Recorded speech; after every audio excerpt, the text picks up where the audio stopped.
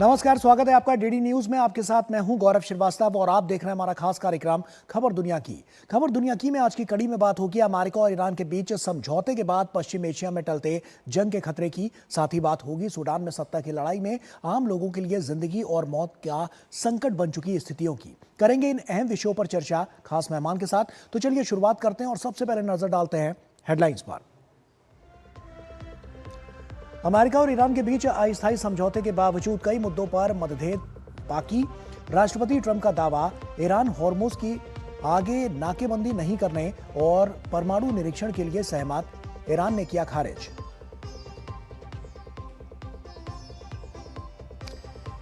Ukraine की Crimea में एक पुल को उड़ाने का दावा, राष्ट्रपति पुतिन ने यूक्रेनी ड्रोन हमलों को बताया रूस को अस्थिर करने की कोशिश। रूस ने अमेरिका पर लगाया अलास्का शिखर सम्मेलन में बनी सहमति से हटने का आरोप।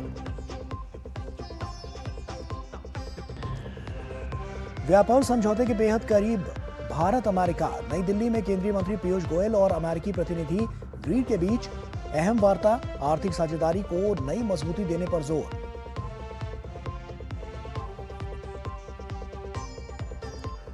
कतर की रास लफान परियोजना में विस्फोट में 12 भारतीय नागरिकों की मौत पर विदेश मंत्रालय ने जताया दुख, सभी मृतकों के शव को लाने की प्रक्रिया जारी।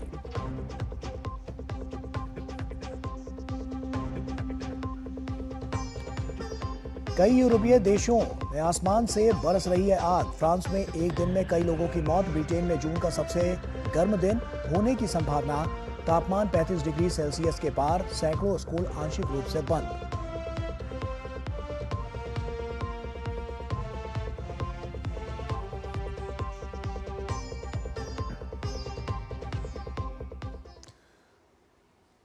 और आइए अब शुरुआत करते हैं। अमेरिका और ईरान के बीच समझौते के बाद पश्चिम एशिया में जंग का खतरा फिलहाल टला है, लेकिन तनाव अभी खत्म नहीं हुआ है। परमाणु निरीक्षण, हॉर्मुज स्ट्रेट और तेल व्यापार जैसे मुद्दों पर दोनों देशों के बीच अब भी खींचतान जारी है। ऐसे में सवाल यही है कि क्या ये समझौता स्थायी शांति की शुरुआत बनेगा या फिर अगले टकराव से पहले की एक अस्थायी राहत साबित होगा। क्या होगा आगे, देखिए इस रिपोर्ट में। पश्चिम एशिया की राजनीति में अमेरिका और ईरान के बीच हुआ हालिया समझौता एक ऐतिहासिक मोड़ माना जा रहा है। वर्षों से चले आ रहे तनाव, सैन्य टकराव और प्रतिबंधों के बाद दोनों देशों के बीच यह अस्थायी समझौता न सिर्फ कूटनीतिक राहत लेकर आया है, बल्कि वैश्विक भू राजनीति को भी नए सिरे से परिभाषित कर रहा है। समझौते के बाद तत्काल युद्ध विराम और सैन्य गतिविधियों को रोकने पर सहमति जरूर बन गई है, लेकिन कई अहम मुद्दों पर दोनों पक्षों के बीच गहरे मतभेद के कारण तनाव अभी बरकरार है। सबसे बड़ा विवाद ईरान के परमाणु कार्यक्रम और अंतर्राष्ट्रीय परमाणु एजेंसी की पहुंच को लेकर सामने आया है। ईरान ने स्पष्ट कर दिया है कि वो उन परमाणु ठिकानों पर आईएईए निरीक्षकों को अनुमति नहीं देगा। ईरानी विदेश मंत्रालय के अनुसार एजेंसी प्रमुख के साथ ना तो कोई बैठक हुई है और ना ही ऐसे किसी निरीक्षण का कोई निर्णय लिया गया है। इससे पहले अमेरिका के उपराष्ट्रपति जेडी वेंस ने दावा किया था कि ईरान परमाणु निरीक्षकों को अपने देश आने की इजाजत देने पर तैयार हो गया है। हालांकि आईएईए की तरफ से इस मामले पर अब तक कोई टिप्पणी नहीं की गई है। पिछले साल 12 दिन तक चली लड़ाई के दौरान अमेरिका और इजराइल द्वारा बमबारी की गई जगहों पर ईरान ने आईएईए की पहुंच को रोक दी थी। दूसरी ओर रणनीतिक रूप से बेहद महत्वपूर्ण हॉर्मुज स्ट्रेट को लेकर भी तनाव बना हुआ है। ईरान ने संकेत दिया है कि युद्ध पूर्व स्थिति में इस मार्ग को वापस नहीं लौटाया जाएगा और इसे अंतर्राष्ट्रीय कानून के तहत ईरान द्वारा संचालित किया जाएगा। ये बयान वैश्विक ऊर्जा आपूर्ति और तेल व्यापार के लिए गंभीर चिंता का विषय माना जा रहा है, क्योंकि दुनिया के लगभग 5वें हिस्सा का तेल इसी मार्ग से गुजरता है। हालांकि तनाव के बाद एक दिलचस्प आर्थिक संकेत ये भी है कि समझौते के बाद समुद्री यातायात में बढ़ोतरी हुई है। सोमवार को 35 से अधिक जहाज इस मार्ग से गुजरे, युद्ध के बाद ये सबसे बड़ा आंकड़ा है। वहीं अमेरिकी राष्ट्रपति डोनाल्ड ट्रंप ने एक बार फिर ईरान को चेतावनी दी है। उन्होंने कहा है कि अगर ईरान समझौते की शर्तों का पालन नहीं करता है या सही तरीके से आगे नहीं बढ़ता है तो अमेरिका जवाबी कदम उठा सकता है। ट्रंप का कहना है कि हालिया संघर्ष में ईरान को काफी नुकसान हुआ है।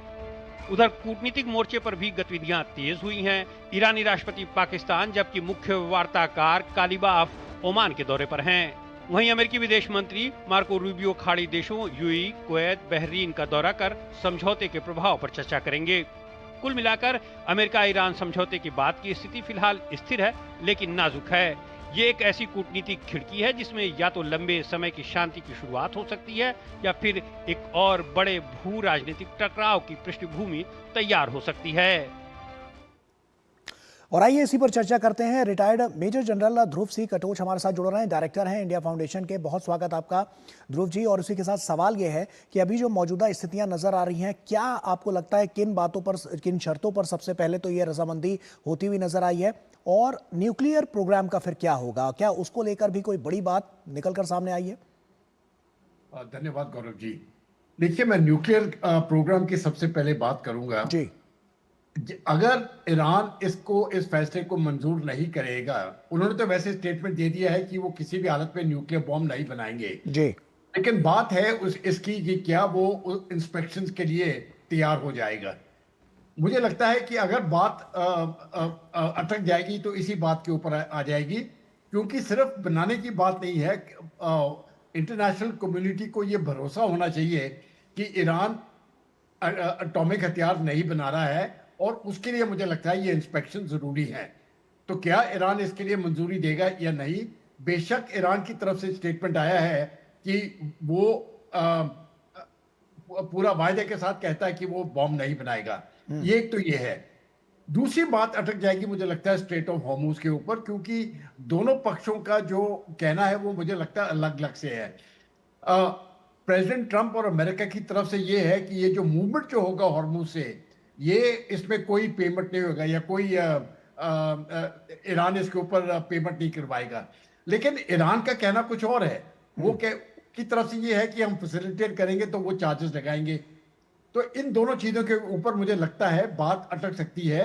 लेकिन मैं फिर भी कहता हूं, मुझे इस समय पर उम्मीद है कि कोई ना कोई हल अगले 60 दिनों के अंदर निकल आएगा, क्योंकि दोनों पक्ष लड़ाई पर फिर से जाना नहीं चाहते हैं।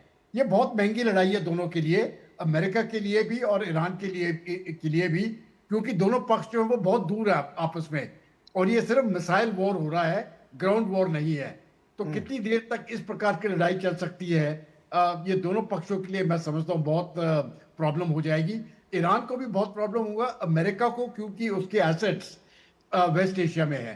तो बेशक अमेरिका के ऊपर, मेनलैंड के ऊपर कोई अटैक नहीं है, लेकिन जो उनके वेस्ट एशिया पे एसेट है वहां पर प्रॉब्लम जरूर हो सकती है। ऐसे में ध्रुव जी, शर्तें क्या क्या हो सकती हैं कि इस अस्थायी जो शांति है उसको शांति के पक्ष में बदलने के लिए? क्या अमेरिका की तरफ से शर्तें रखी जा सकती हैं, और ईरान क्या उन शर्तों को मानेगा? ये अपने आप में कई अहम सवाल खड़े करता है, क्योंकि पूरी की दुनिया की नजर जो है वो इस पर टिकी हुई है। देखिए, बात यह है कि जहां तक मैं सबसे पहले प्रेसिडेंट ट्रंप की बात करता हूं, उनको अपनी पब्लिक के लिए एक प्रकार से वो स्टेटमेंट देने की आवश्यकता है कि जीत उनकी हुई है। और यही चीज ईरान को भी है। किसी भी हालत में ईरान अपने पब्लिक को इतनी लड़ाई लड़ने के बाद अपनी पब्लिक के साथ खुमैनी वापस नहीं जा सकता और कह सकता है कि हम अभी तक तो हम जीत रहे थे, लेकिन अब नेगोशिएटिंग टेबल में हमने हार मान ली। जी तो एक तरफ से दोनों तरफ वो जो समझौता अल्टीमेटली निकलेगा वो ऐसे होगा कि दोनों अपनी अपनी तरफ से मुझे लगता है विक्ट्री डिक्लेयर कर सकेंगे। इसीलिए मुझे लगता है कि ये जो बार्गेनिंग पोजीशन इस प्रकार की ले रहे हैं, एक एक्सट्रीम पोजीशन अभी तक भी दोनों साइड की है, वो दोनों पीछे हट जाएंगे। और मुझे लगता है कि बार्गेनिंग जो होगी, जहां तक न्यूक्लियर बॉम्ब की है, ये मुझे लगता है ईरान मान जाएगा। बैलिस्टिक मिसाइल्स के ऊपर कोई समझौता नहीं होगा, और हॉर्मुज के ऊपर मुझे लगता है ये फ्री शिपिंग एक बार फिर से शुरू हो सकती है। अल्टीमेटली इन चीजों के ऊपर फैसला आ सकता है। लेकिन अभी देखना, अभी 2 महीने हैं इनके पास, आगे किस प्रकार से चलते हैं। अगर मान लीजिए कि शांति का ये जो पक्ष है वो आगे भी बढ़ता हुआ नजर आता है और उसके जो पॉजिटिव एस्पेक्ट्स हैं वो निकलते हुए नजर आते हैं, तो क्या अमेरिका की इजराइल से दूरी हो सकती है, क्योंकि इजराइल ने कोई और ही कसम खा रखी है? नहीं, मुझे लगता है कि यहाँ पर सबसे अच्छा मौका है पूरे वेस्ट एशिया में पीस लाने का।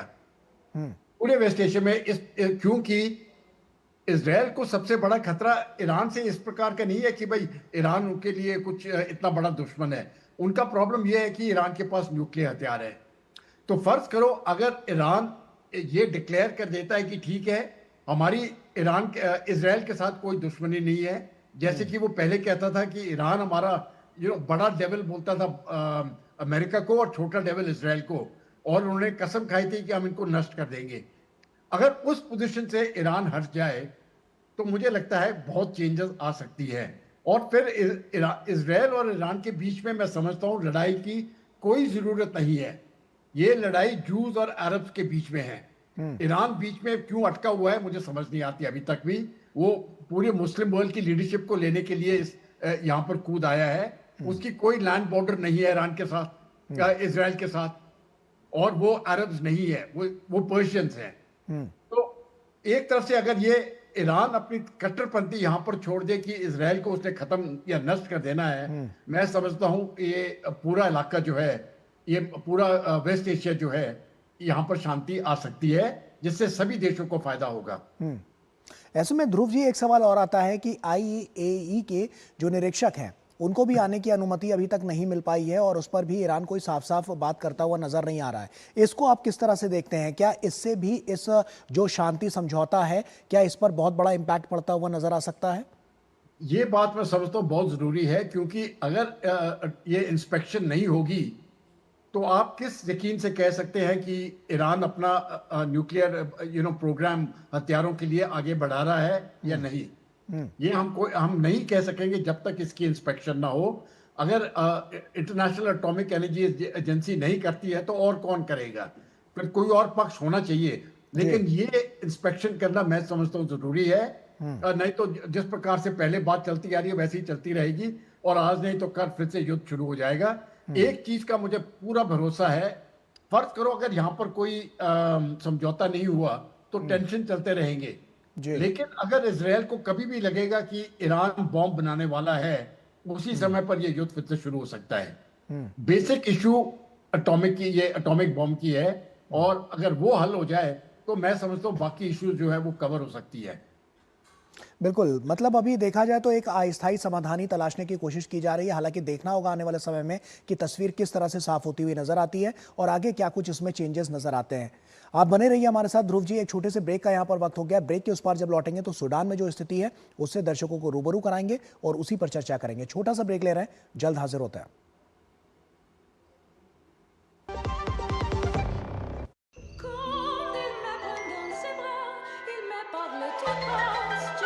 KYC अपडेट के लिए अनजान लिंक खोलना मतलब चोरों के लिए अपना दरवाजा खोलना। रुको, चेक किया लिंक सिक्योर है? सेंडर आपका बैंक है?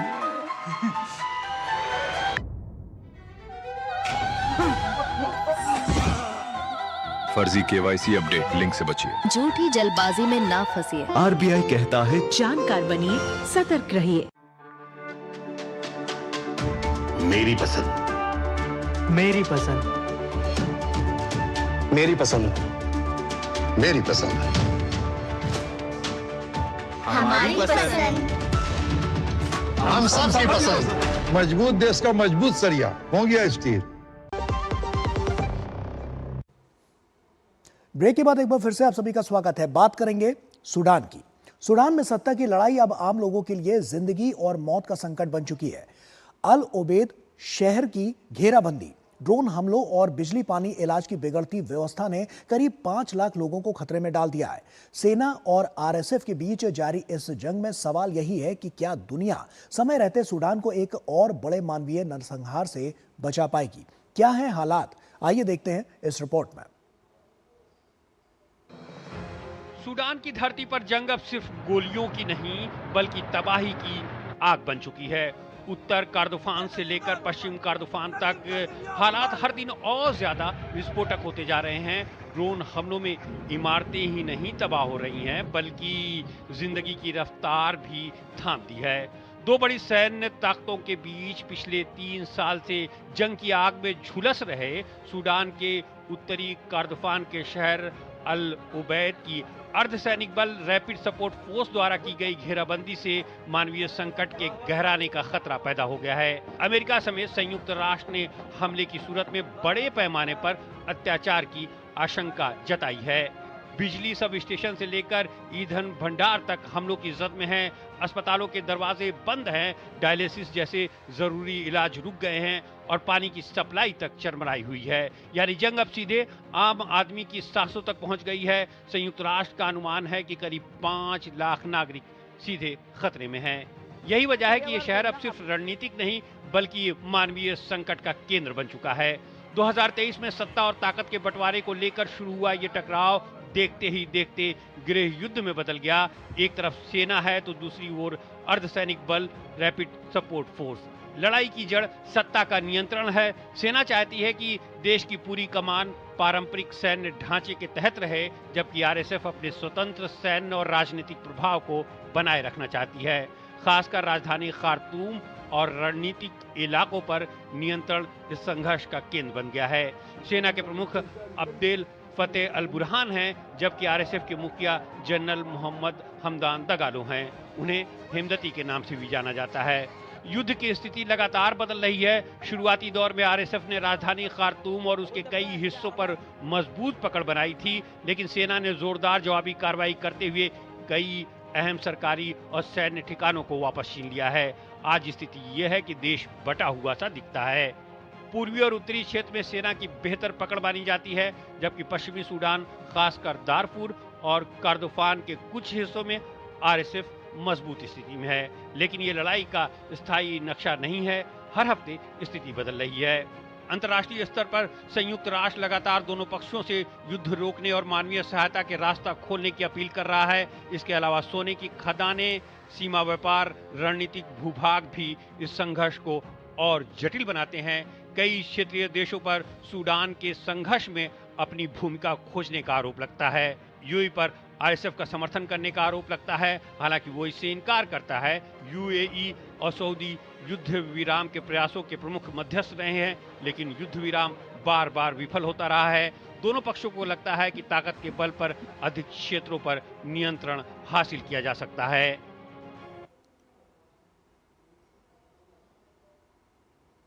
और आइए चर्चा करते हैं। ध्रुव जी लगातार हमारे साथ जुड़े हुए हैं। ध्रुव जी, सूडान में ये जो स्थिति है सेना वर्सेस आरएसएफ, तो साफ तौर पर देख रहे हैं कि ये लगातार बढ़ती जा रही है और भीषण होती जा रही है। क्या इसका भी कोई हल निकलता हुआ नजर आएगा या अभी भी मौजूदा हालात वैसे ही रहेंगे जहां पर लोगों को, आवाम को यही प्रताड़ना झेलनी पड़ेगी? ये इस लड़ाई का मुझे नहीं लगता है कि कोई आगे वाले दिनों में कोई हल निकलने वाला है, और ये प्रॉब्लम रहेगा जब तक कि दोनों, अभी जैसे आपने बताया, दो पक्ष हैं इसमें।